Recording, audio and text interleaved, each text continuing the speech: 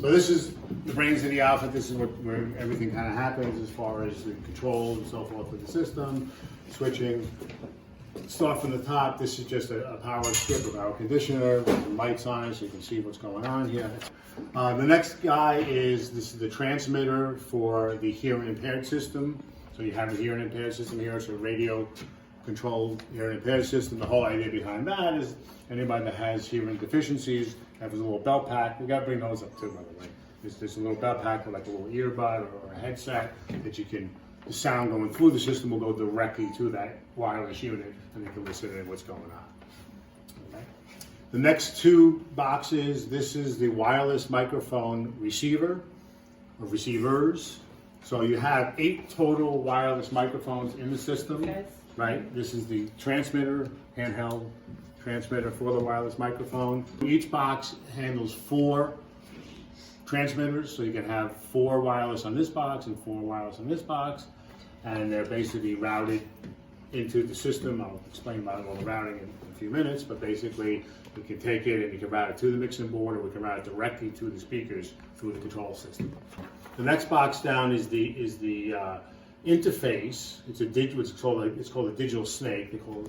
What it does, it takes analog audio connections, has 16 inputs and 8 outputs, and through what's called Dante, which is digital audio network, puts it into the mixing board. So the mixing board talks to this over a cable to get all your hardwired connections into the system. We'll go over exactly where the connections are and what they do. But that's the gist of this box. This box communicates to the mixing board and actually to the system to route the audio signals digitally.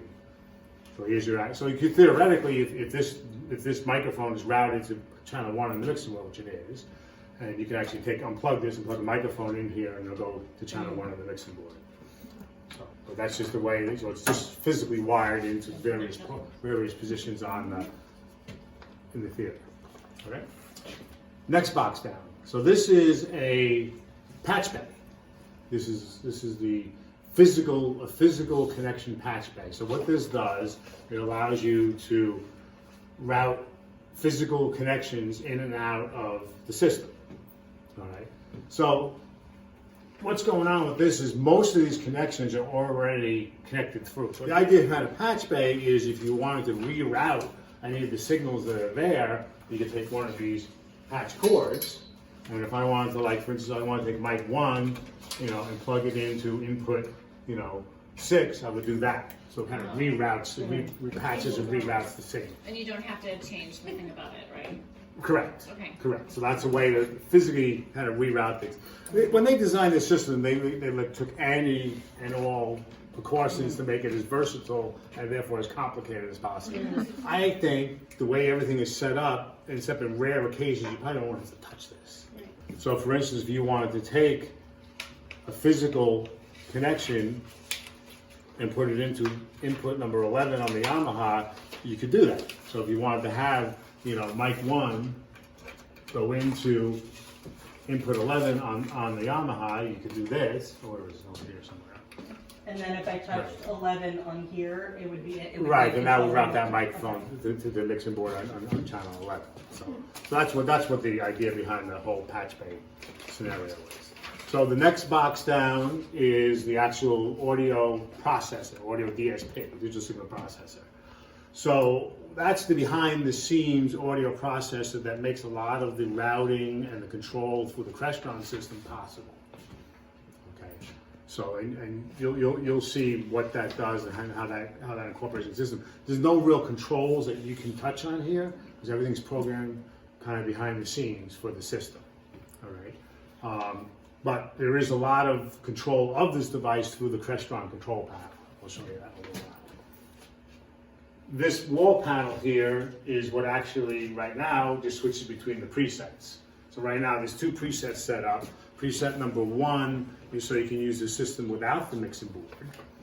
Preset number 2 is so you can use the system with the mixing board. And we'll show you the difference. The next box down is the actual control system processor. So this is the control processor and video switcher. So this is what actually switches your video and audio associated with the video into the system, to the projector, into the audio portion of the system. This will be pretty obvious. It's That's the DVD player. Right. The next guy down is the actual network switch. Okay. So this basically routes all of your network connections that are required for the system to work, and it does something else too. It also routes your Dante signals to allow the system to work.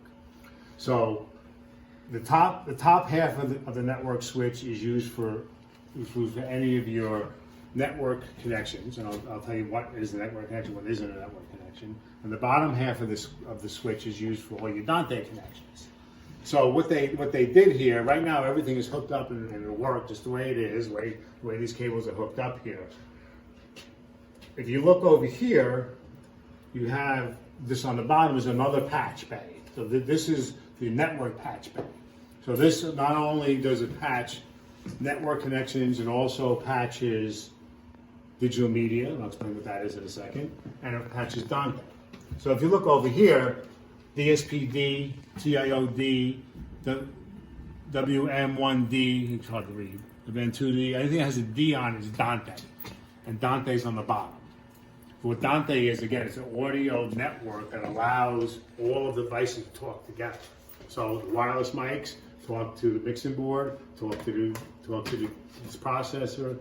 It's actually pretty amazing how it works. But that's needed to set up the audio routing in the system. Okay, and there's actually a tool so you can alter that. The beauty of Dante is once it's set up, even if you unplug it, plug it back in, connect it, unconnect it, reconnect it, it always come back to the settings that you had originally configured. Okay, so that's in a nutshell everything that's in this rack, and there's also a drawer to hold stuff.